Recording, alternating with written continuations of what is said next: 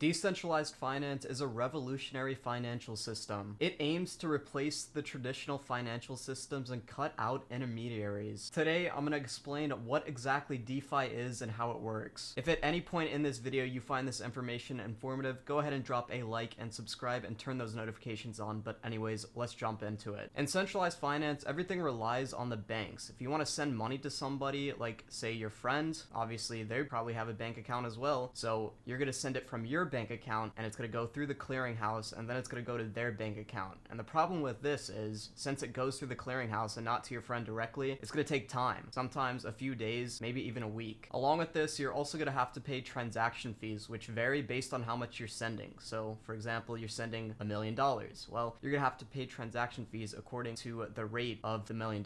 Whereas if you're using decentralized finance to send transactions, well, you're going to pay a fixed rate based on the usage of the network. The best part about that is the rate won't fluctuate based on your transaction size. So if you're sending $1 million, you're going to end up paying the same transaction fee as if you were sending just $10. So in the traditional financial system, for example, let's say Alice wants to send money to Bob. Well, again, that money is first going to go through the bank, and the bank's going to determine the rate. They're going to determine whether or not they even want to send this money, because they got to go and see if it's fraud or any suspicious activity or anything. I mean, I can't tell you the number of times I've had to deal with this, and the bank sort of rejects the transaction, and I have to call them, and that takes like an hour and get it all cleared up. It's just a whole mess. On the other hand, in decentralized finance, the transaction is going to go through the decentralized network, and it's going to be instant, meaning the funds are going to show up in Bob's account instantly, and Bob's going to have access to those funds and be able to do whatever he wants instead of having to wait days or even a week to receive them. Let's dive deeper into what this decentralized network actually is. In centralized finance, all the servers are hosted and owned by the central authority. Think about Visa, for example. Their network is hosted by themselves. Since it's their network, they have total control of what happens on that network. So if they want to deny a transaction for whatever reasons they want, they can do that. Think of an example in the future where you're accused of doing something. Well, Visa can prevent you from spending your own money if they want to do so. Whereas in a decentralized network, all the servers rely on themselves instead of a central authority. Ultimately, nobody is in control because anybody can host one of these servers. There's people in the United States that host servers, people in Canada, people in Europe, people in Mexico, places all around the world servers are hosted. These servers are known as validators, and they're crucial for processing transactions on the blockchain network. Since you have all these people from around the world hosting these servers at their own will, it can't be shut down because they're all hosting it, again, out of their free will, and would require global cooperation if they actually wanted these to shut down. This takes the power out of the hands of the government and puts it in the hands of the people. This is beneficial because a lot of times opportunities for making a lot of money are gatekept for high-level individuals. In decentralized finance, though, everybody is treated as equals because nobody is in charge. That means somebody with just $10 is going to have the same opportunities available to them as somebody with $100 million.